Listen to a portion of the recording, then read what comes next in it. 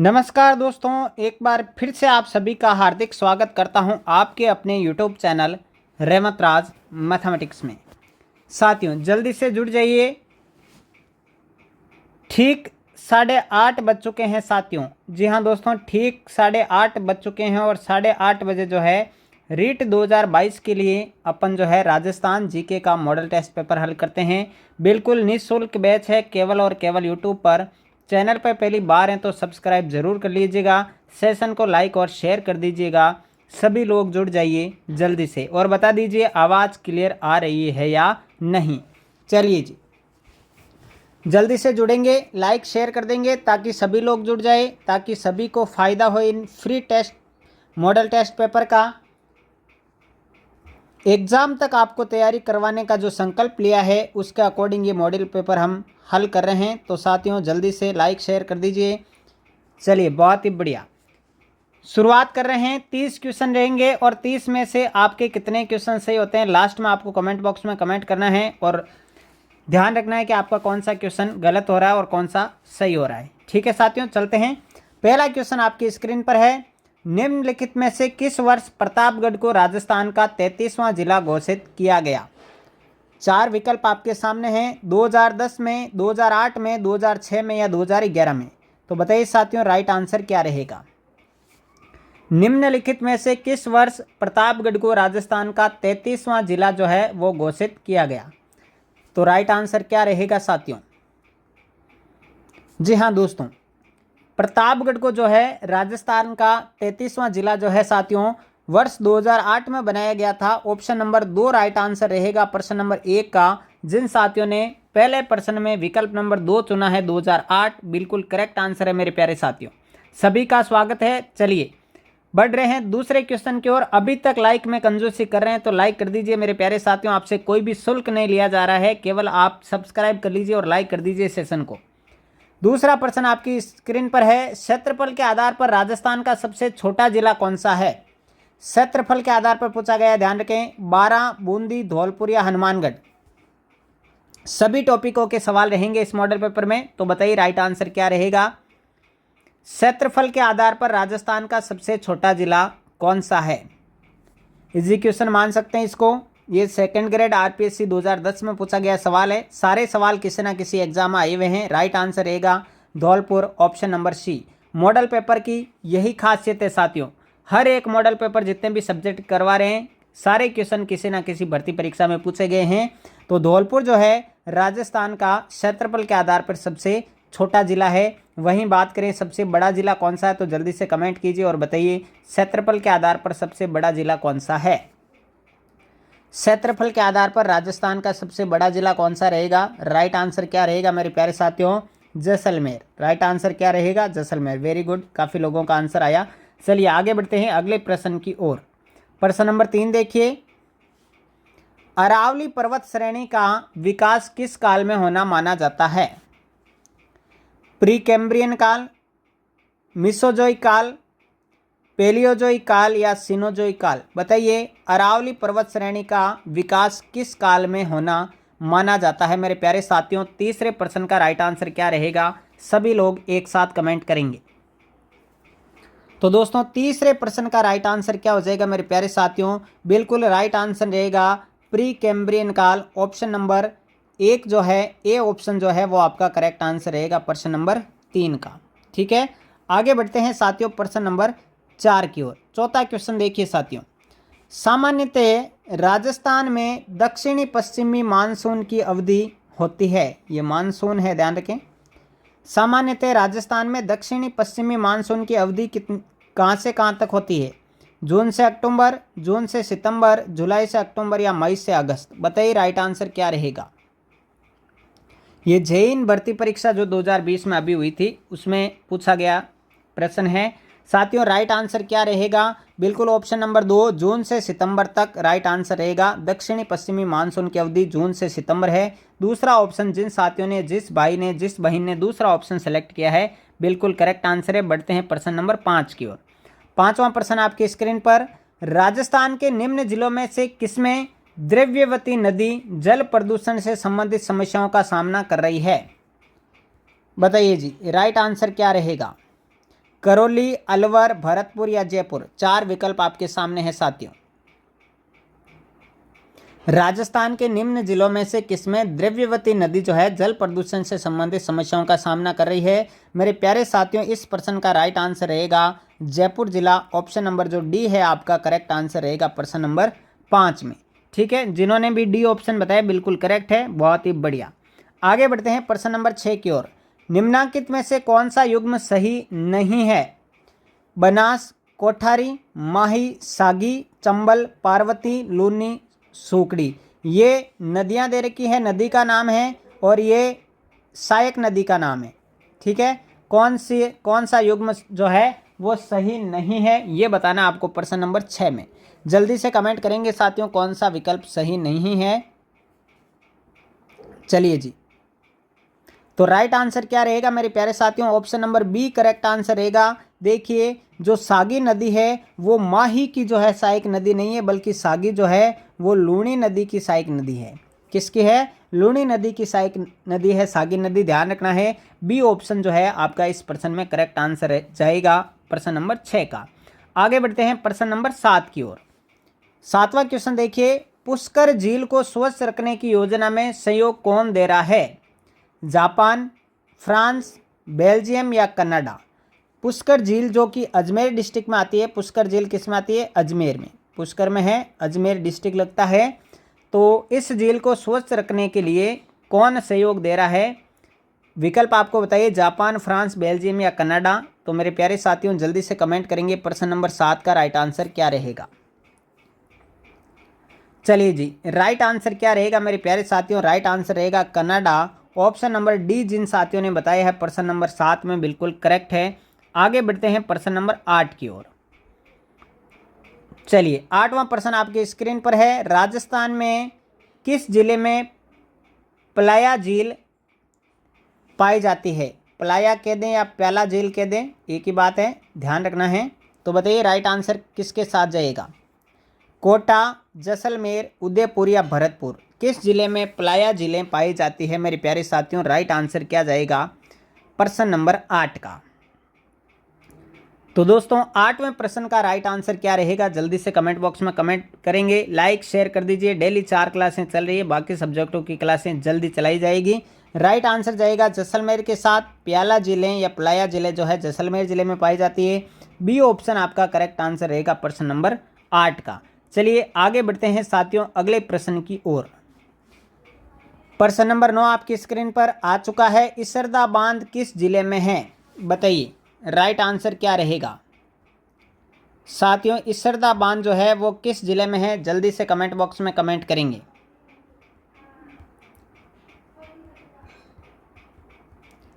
चलिए जी, right answer क्या रहेगा मेरे प्यारे साथियों? ऑप्शन आपके देख लीजिए, ऑप्शन कौन कौन से हैं। तो आपके ऑप्शन दे रखे हैं झालावाड़, चित्तौड़, सवाई माधोपुर या करौली। इसरदा बांध किस जिले में पाया जाता है?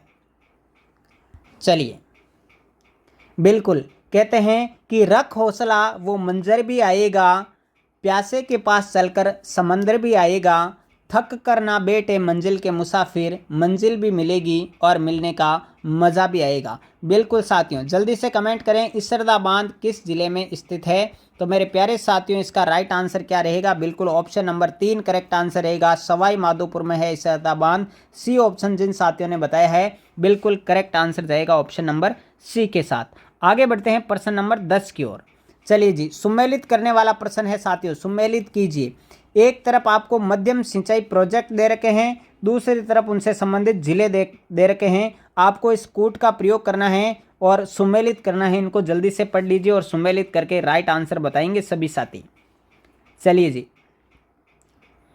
प्रश्न नंबर 10 का राइट आंसर क्या बनेगा मेरे प्यारे साथियों? जल्दी से बताइए। सुमेलित करना है और नीचे दिए गए कोड का चयन करके राइट आंसर क्लिक करना है साथियों। चलिए, ये RS 2015 का सवाल है।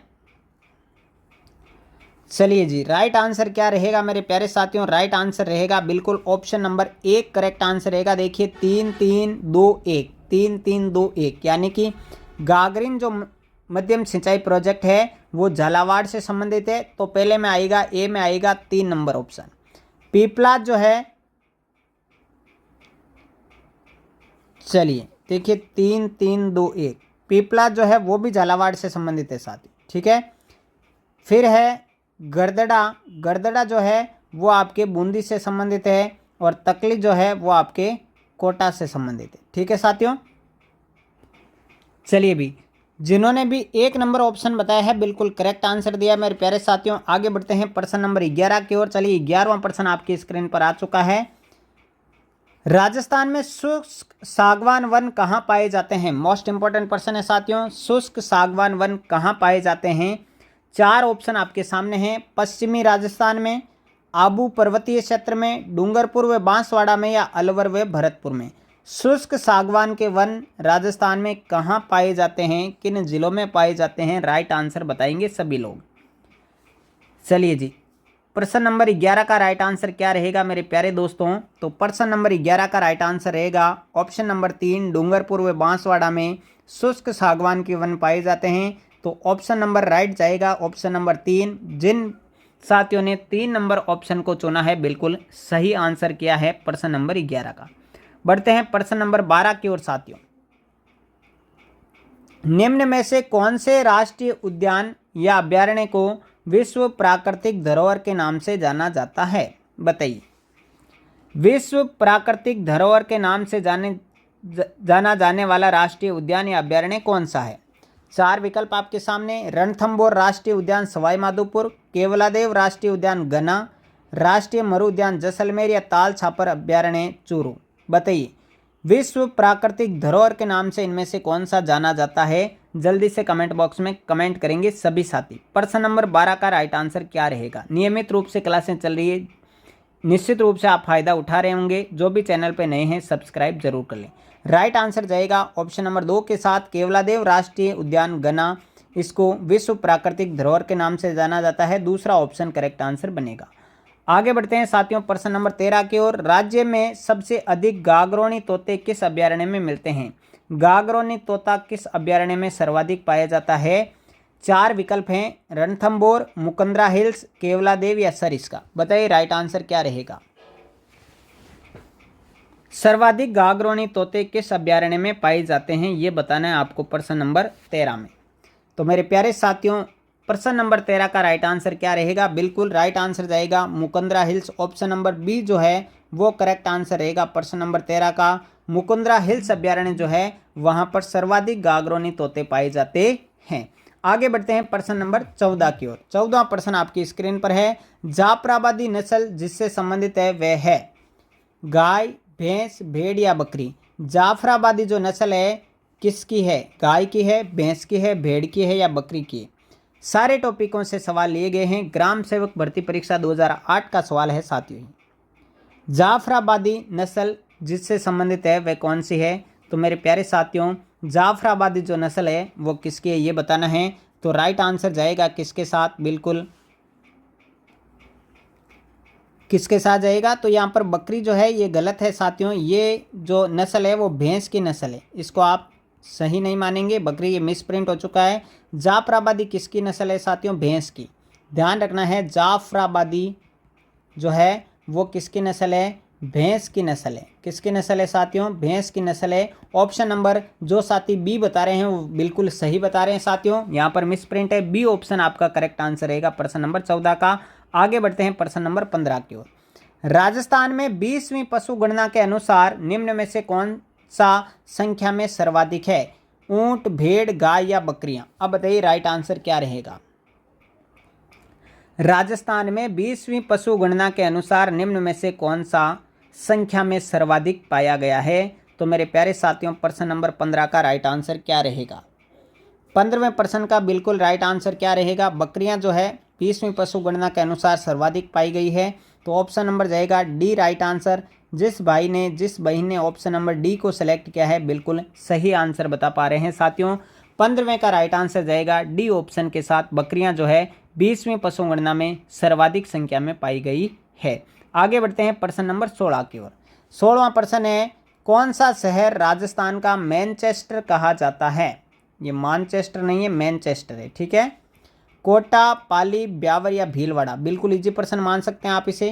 क्या रहेगा राइट आंसर? बताइए। कौन सा शहर राजस्थान का मैनचेस्टर कहा जाता है मेरे प्यारे साथियों? कोटा, पाली, ब्यावर या भीलवाड़ा? बिल्कुल, वेरी गुड साथियों।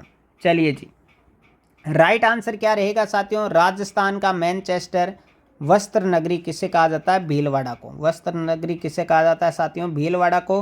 बिल्कुल, ऑप्शन नंबर डी जिन साथियों ने बताया है बिल्कुल करेक्ट आंसर रहेगा। राजस्थान का मैनचेस्टर भीलवाड़ा। जी हाँ दोस्तों, ठीक है, आगे बढ़ते हैं। अगला प्रश्न, प्रश्न नंबर 17। राजस्थान में 2011 की जनगणना के अनुसार कौन सी जनजाति संख्या में द्वितीय स्थान पर है? जनसंख्या के आधार पर द्वितीय है, यानी द्वितीय नंबर पर कौन सी जनजाति है 2011 की जनगणना के अनुसार? ऑप्शन है भील, सहरिया, ग्रासिया या मीणा। जल्दी से बताएंगे प्रश्न नंबर 17 का राइट आंसर क्या रहेगा। जनगणना 2011 के अनुसार कौन सी जनजाति जनसंख्या में द्वितीय स्थान पर है मेरे प्यारे साथियों? तो राइट आंसर क्या रहेगा जनसंख्या के आधार पर? राइट आंसर जाएगा साथियों किसके साथ? बिल्कुल भील के साथ। ठीक है, भील जो जनजाति है वो जनसंख्या के आधार पर द्वितीय स्थान पर है जनगणना 2011 के अनुसार। ए ऑप्शन जिन साथियों ने बताया है बिल्कुल करेक्ट आंसर जाएगा। आगे बढ़ते हैं प्रश्न नंबर 18 की ओर। डब्बोक हवाई अड्डा अवस्थित है। डब्बोक जो हवाई अड्डा है वो राजस्थान के किस जिले में स्थित है? अजमेर, चित्तौड़गढ़, उदयपुर या जयपुर? जल्दी से कमेंट करेंगे। 4 विकल्प मैंने आपको बताए हैं। डब्बोक हवाई अड्डा किस जिले में अवस्थित है? बताइए राइट आंसर क्या रहेगा। तो प्यारे साथियों, राइट आंसर क्या रहेगा? डब्बोक हवाई अड्डा जो है वो राजस्थान के किस जिले में है? तो मेरे प्यारे साथियों, डब्बोक हवाई अड्डा जो है वो उदयपुर जिले में स्थित है।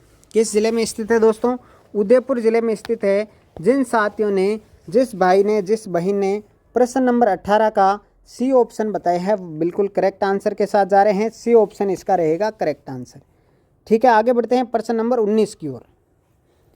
बनास संस्कृति निम्नलिखित में से किस स्थल से संबंधित है? ऑप्शन है बेराट, कालीबंगा, गणेश्वर या आहड़? बताइए जल्दी से राइट आंसर क्या रहेगा। तो साथियों, राइट आंसर क्या हो जाएगा प्रश्न नंबर 19 का? बनास संस्कृति निम्न में से किस स्थल से संबंधित है? तो दोस्तों जल्दी से कमेंट करेंगे राइट आंसर क्या रहेगा। बिल्कुल, इसका राइट आंसर रहेगा ऑप्शन नंबर डी, आहड़ सभ्यता से संबंधित है बनास संस्कृति। डी ऑप्शन आपका करेक्ट आंसर जाएगा प्रश्न नंबर 19 के साथ। जिन्होंने भी डी बताया बिल्कुल करेक्ट आंसर।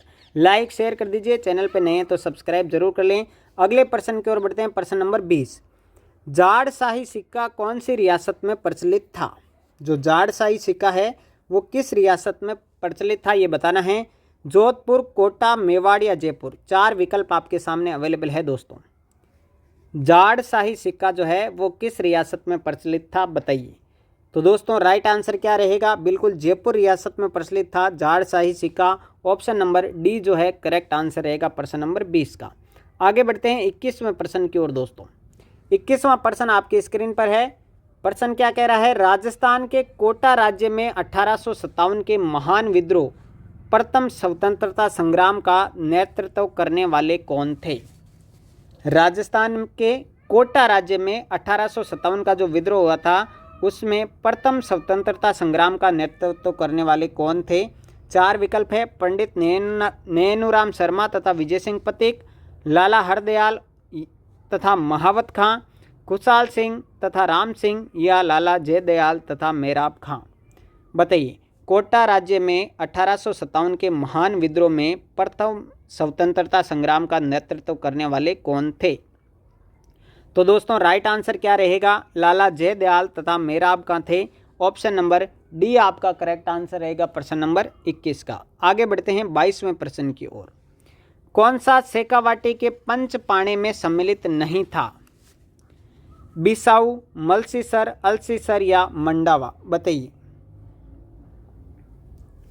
शेखावाटी के पंचपाणे में सम्मिलित कौन सा नहीं था ये बताना है आप सभी को। 4 ऑप्शन मैंने आपको दिए हैं। बिसाऊ, मलसीसर, अल्सीसर या मंडावा? कौन सा शेखावाटी के पंचपाणे में सम्मिलित नहीं था? ये भी अभी जैन की भर्ती 2020 में हुई उसमें पूछा गया। राइट आंसर रहेगा अल्सीसर। अल्सीसर जो है शेखावाटी के पंचपाणे में सम्मिलित नहीं था।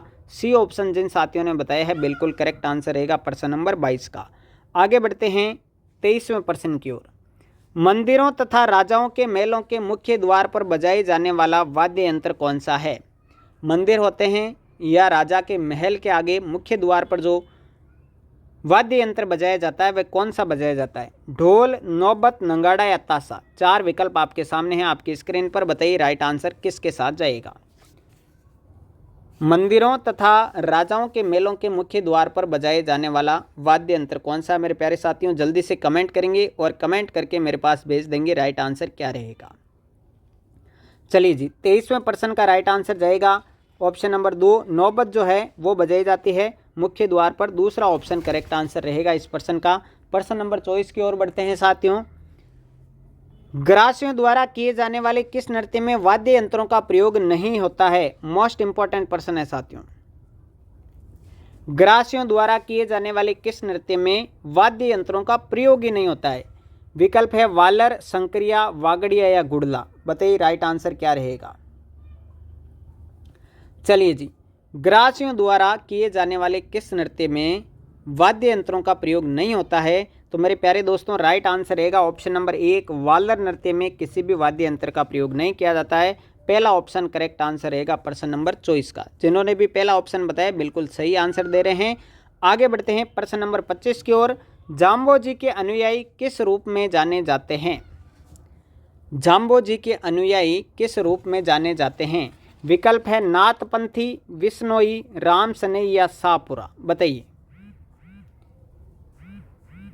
चलिए, जाम्बोजी के अनुयायी किस रूप में जाने जाते हैं? तो मेरे प्यारे साथियों प्रश्न नंबर 25 का राइट आंसर क्या रहेगा? बिल्कुल विश्नोई होते हैं जो कि जाम्बोजी के अनुयायी जो है माने जाते हैं, जाने जाते हैं। बी ऑप्शन करेक्ट आंसर रहेगा ऑप्शन नंबर प्रश्न नंबर 25 का। जिन्होंने भी बी ऑप्शन बताया बहुत बहुत धन्यवाद। आगे बढ़ते हैं साथियों प्रश्न नंबर 26 की ओर। 26 नंबर क्वेश्चन आपकी स्क्रीन पर आ चुका है। निम्बार्क संप्रदाय की प्रमुख पीठ कहाँ स्थित है?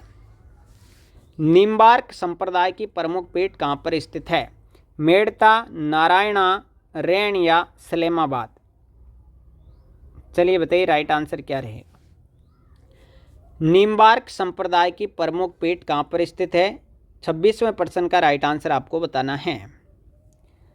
चलिए जी दोस्तों, 26वें प्रश्न का राइट आंसर क्या रहेगा? तो इसका राइट आंसर जाएगा सलेमाबाद के साथ में। सलेमाबाद में निम्बार्क संप्रदाय की जो है प्रमुख पीठ स्थित है। ऑप्शन नंबर डी जो है वो करेक्ट आंसर रहेगा प्रश्न नंबर 26 का। लाइक कर दीजिए, लाइक में कंजूसी मत कीजिए, आपसे कोई भी फीस नहीं ली जा रही है साथियों।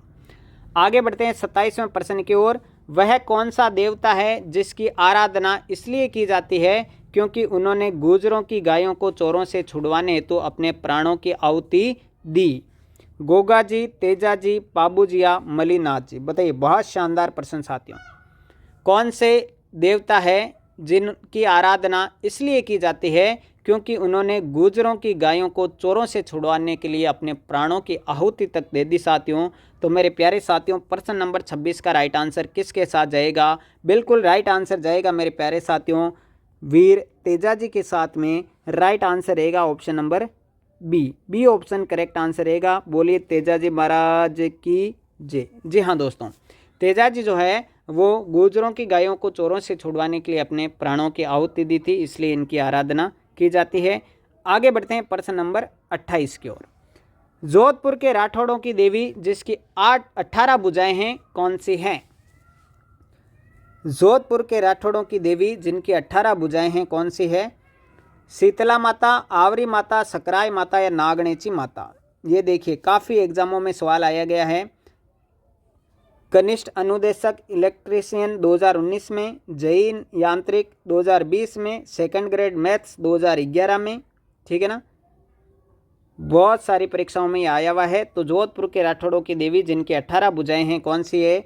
नागणेची माता है। कौन सी है? नागणेची माता। डी ऑप्शन करेक्ट आंसर रहेगा प्रश्न नंबर 28 का। आगे बढ़ते हैं 29वें प्रश्न की ओर।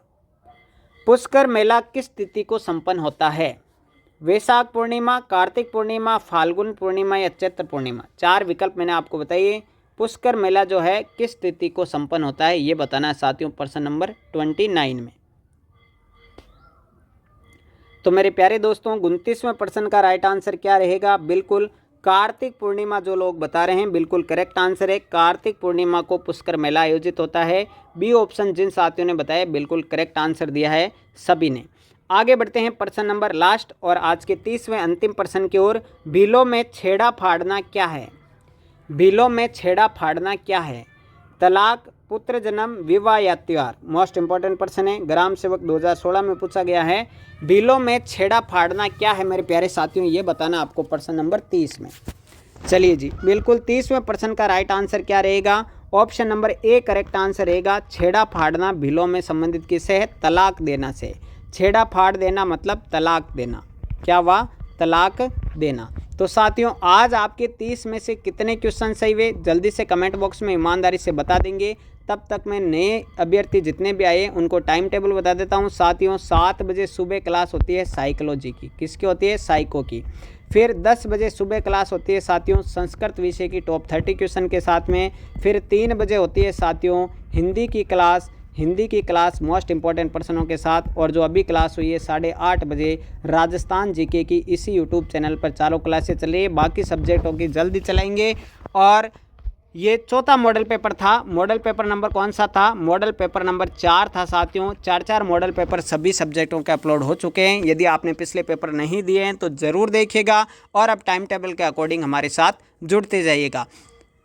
चलिए साथियों, पढ़ते रहिए, आगे बढ़ते रहिए, मुस्कुराते रहिए। मिलते हैं नेक्स्ट लेक्चर के साथ में, नए सेशन के साथ में। तब तक के लिए सभी साथियों को जय हिंद, जय Bharat, good night, thank you.